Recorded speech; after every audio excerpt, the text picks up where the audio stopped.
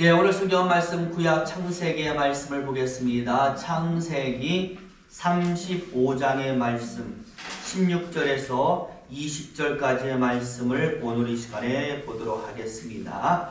창세기 35장 16절에서 20절까지의 말씀을 길지 않기 때문에 우리가 한 목소리로 같이 한번 읽어 가도록 하겠습니다. 같이 읽습니다.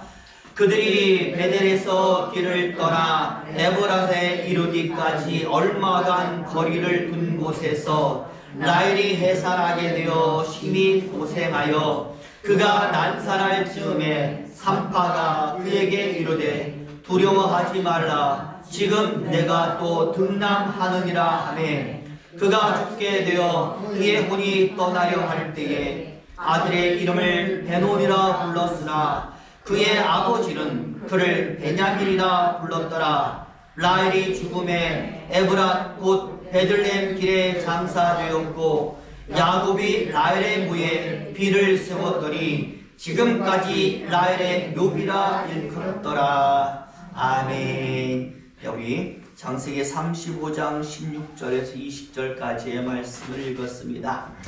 오늘은 3월 세 번째 주일이고 사순절 5번째 주일입니다. 이제 조금 있으면 부활주일이 다가오죠. 우리 모두에게도 부활이 의미하는 일어섬의 의미, 그 축복이 다 있기를 바라면서 오늘도 우리 같이 한번 옆사람과 인사하는데요. 사랑합니다. 축복합니다. 행복하시기 바랍니다. 우리 인사하겠습니다. 사랑합니다. 축복합니다. 행복하시기를 바랍니다.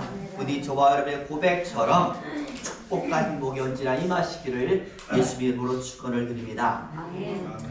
중국 진나라 때에 기록되어진 책 중에서 여시 줌추라는 유명한 책이 있습니다. 이것을 읽어보면 이런 이야기가 하나 나오는데요. 아주 유명한 이야기입니다. 여러 목사님의 설교 예하로도 많이 등장을 하는데요. 진나라 수도 하만의 한 시장 한복판에서 새롭게 금은방이 생겼습니다. 모두가 진열되어 있는 화려한 보석과 황금의 넋을 잃고 구경을 하고 있는 것입니다.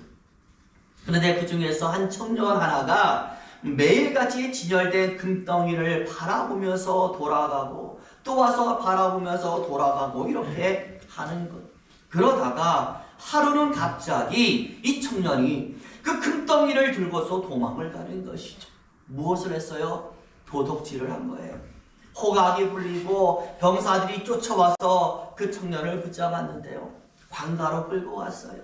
재판하는 수령이 묻는 겁니다. 야, 도대체 네가 정신 있는 사람이 아무도 없는 허벌판도 아니고 그렇다고 사람이 다니지 않는 한밤중도 아니고 대낮 그것도 모두가 다 주목하고 바라보고 있는 그 안에서 어떻게 물건을 훔쳐서 달아갈 생각을 네가 했느냐라고 말했더니 이 청년이 이렇게 말하는 것이죠. 제가요 매일같이 진열되어 있는 황금만을 바라보았더니 가지고 싶은 욕심이 생겼고요. 그 욕심이 커지니까 제 눈에는 황금만 보였지 옆에 사람이 있는지 없는지는 전혀 보이지를 않았습니다. 그러니 어느 하나의 정신이 팔리고 눈이 멀어버리니까 다른 것은 전혀 보이지를 않았다. 오직 금덩이에만 정신이 꽂혀버린 것입니다. 여러분 이처럼 무언가 하나의 사람이 꽂히는 것처럼 무서운 건 없는 것 같습니다. 물론 좋은 것에 꽂히면 좋겠지만 사람이라는 것이 좋은 곳에만 꽂히지 않잖아요. 그렇기 때문에 하나에만 꽂히면 여러 가지 부작용이 우리 삶에 나타나는 것입니다. 그런데 여러분 성경에도 이와 비슷한 내용이 상당히 많이 나와요. 뭔가 하나에 꽂혀버려 가지고 다른 것이 전혀 눈에 보이지 않는 상황을 성경 속에도 많이 나옵니다. 특히 참 다양한 내용들이 그 속에 나와 있는데 이 사랑이라는 부분에 있어서는 오늘 본문의 주인공들이 바로 저는 그것이라고 생각을 해요. 사랑에 눈이 멀어버린 커플 누굽니까? 야곱과 라헬이라는 인물이죠.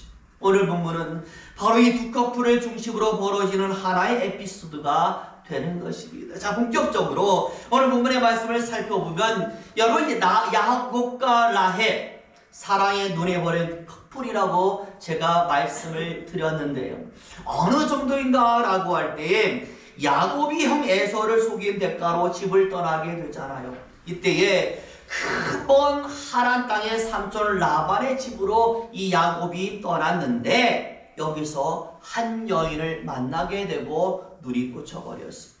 누굽니까? 삼촌의 둘째 딸 라헬. 첫눈에 반해버린, 얼마나 사랑하여서 함께하고 싶었는지 삼촌의 속임수 때문에 몇 년 14년간을 노예처럼 일을 했다라는, 속였는데도 불구하고 그 한 여인을 얻기 위해서 14년간을 노예처럼 묵묵하게 일을 했다라는 것. 여러분 같으면 그렇게 하겠습니까? 저 같으면 아무리 여자가 좋아도 14년이라는 생활을 그렇게 노예로 살 수는 없을 것 같아요. 야곱은 그렇게 했다라는. 게다가 여러분 부창부수라고 라헬 역시 누구밖에 없어. 남편 야곱밖에 눈에 안 보이니까 아버지를 떠나서 도망을 칠 때에 뭘 훔쳐가요? 아버지 집에 가보를 훔쳐가잖아요. 집신, 발에 신는 그 집신이 아니라 집의 신주단지, 아주 신처럼 우리 집안을 보호한다라고 믿어지는 그 신주단지 드라빔을 몰래 훔쳐서 달아놨어. 왜? 내 남편 좀 지켜달라고. 이제는 아버지가 아니라 집 떠나는 내 남편 좀 지켜달라고. 오직 내 남편만 지켜달라고 사랑의 눈이 먼 라헬이 자기 아버지의 가보를 도둑질했어. 한 남자는 노예처럼 일하고 한 여자는 집안의 가보를 훔치고, 사랑의 눈이 먼 한 커플의 이런 인생 속에서 오늘 본문에 보니까 이 두 사람이 뭐를 맺어요? 결실을 맺어가지고 두 번째 아들을 낳는 장면이 기록이 되어 있는. 그런데 굉장히 급박한 상황이 발생하고 있는 것이죠. 더군다나요, 오늘 본문에 보니까 아이를 낳는 장소가 일반 가정집이 아니었습니다. 아버지 집을 떠나서 남편의 고향으로 도망치는 길 가운데, 그 한가운데서 아이를 낳고 있습니다.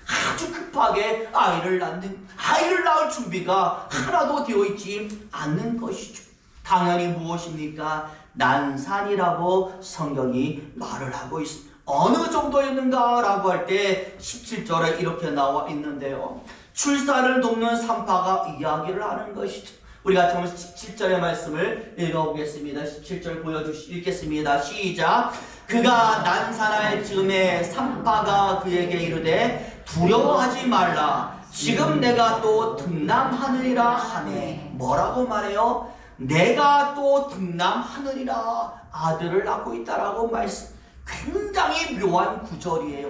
여러분, 아들을 낳고 있다라고 라헬을 지금 위로하고 있는 말이기도 하지만 말의 어감이 무엇입니까? 아들을 낳았다가 아니라 낳고 있다. 아직 낳지 않았지만 이가 누구예요? 아들이라고 얘기를 제가요, 이 산부인과 정민이가 아니라 잘은 모르지만 일반적으로 아이가 나오려면 어디부터 나와요? 방향이 머리부터 나와야 이게 정상입니다. 그리고 골반 허리가 딱 빠져나오면 다리는 그냥 쑥 저절로 빠져서 나오는.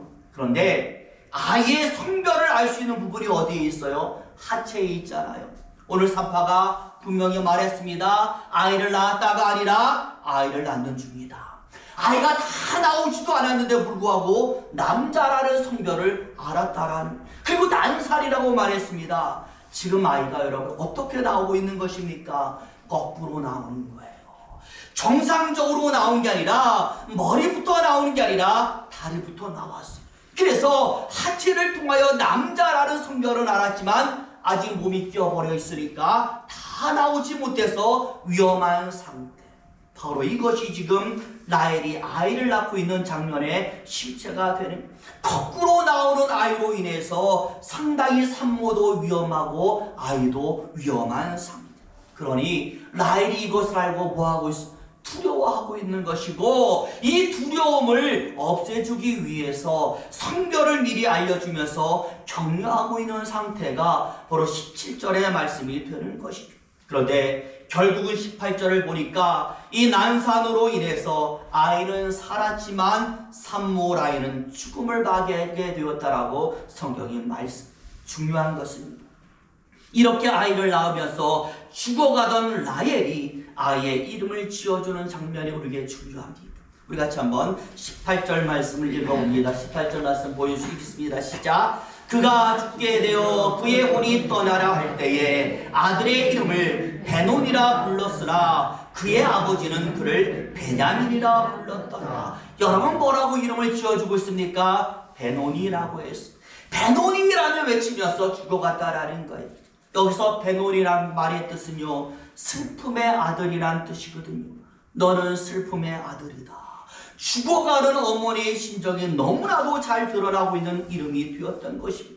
여러분 그렇잖아요. 지금 자신이 죽으면 이 핏덩이를 여러분 누가 키우겠어요? 어미 손이 아닌 유모 아니면 계모가 키우는. 그런데 지금 야곱에게는 아내가 몇 명이에요? 자기 말고도 이미 3명이나 더 있다라는. 그러니까 아들들이 또 줄줄이 다 있어요. 그러니 남편 야곱을 두고 지금까지 치열하게 암투를 벌였는데 암담한 겁니다.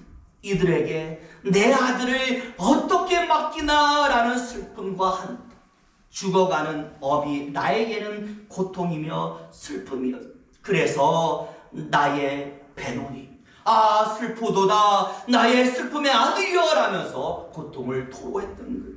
그런데요 여러분 더 중요한 것이 이어서 나오고 있습니다. 이 음성을 누가 들어요? 난산을 지켜봤던 그 남편 야곱이 밖에서 듣다가 벌떡 들어와가지고 뭐라고 말해요? 18절 뒷부분에 베냐민이라고 말하잖아요. 그 뜻이 무엇입니까? 오른손의 아들이란 뜻이 아닙니다. 베논이가 아니라 베냐민, 내 오른손의 아들. 슬픔이 아닌 내 오른손의 아들. 절대로 이 아이가 슬픔이 아니라 내 오른손의 아들이 되게 할 것입니다 라고 죽어가는 아내 앞에서 맹세를 합니다. 당신은 이 아이를 베논이라고 불렀지만 나는 베냐민이 되게 하겠소라고 말씀을 한 것이죠. 여러분 성경에서 오른손은 권능의 손 아니겠습니까? 권능의 손, 위로의 손, 축복의 손, 하나님의 모든 권능과 능력과 축복도 다 어떤 손? 오른손에 나오는. 심판 때에도 양의 무리는 오른손으로, 염소의 무리는 왼편으로. 그래서 오른쪽은 구원의 길이요 왼쪽은 심판의 길. 라헬에게는 굉장한 위로와 축복의 말이 되었던 것입니다. 실제로도요 야곱은 아들들 가운데서 라헬의 두 아들 요셉과 베냐민을 그렇게 아끼고 귀하게 여겼어요. 가장 좋은 것만 먹였고요 가장 좋은 곳으로만 옷을 해면서 입혔다라는 거예요. 그리고 여러분 요셉의 애굽의 총리로 있잖아요. 그때에 이 형들이 양식을 사려고 애굽까지 내려왔는데 총리였던 요셉이 변장하고 형들에게 뭐라고 말해요? 내가 양식을 팔겠는데 누구를 데려와라? 당신의 막내 형제 베냐민을 데리고 와라. 그래야 내가 양식을 팔아주겠다라고 말했을 때에 야곱이 뭐래? 차라리 굶어 죽어도 내가 굶어 죽을지언정 내 이 아들 베냐민을 내어줄 수 없다라고 버팅길 정도로 아주 아꼈던 아들이 베냐민. 그래 여러분 가장 좋은 것으로 가장 좋게 이것이 바로 베냐민이라는 이름이 보여주는 본뜰이 되었던 것입니다. 그런데 여러분 이것이 라헬을 향한 야곱만의 마음이겠습니까? 저는요 바로 이것이 우리를 향한 하나님의 마음이라고 저는 생각을 합니다. 베논이가 아니라 나의 베냐민이다 라고 말하는 게 하나님의 뜻이라는 거예요. 그래서 제가요 오늘 이 말씀을 준비한 거예요. 여러분 솔직히 이 세상을 살아가는 우리에게 있어서 세상의 모든 것은 나의 베논이가 된다라는 거예요.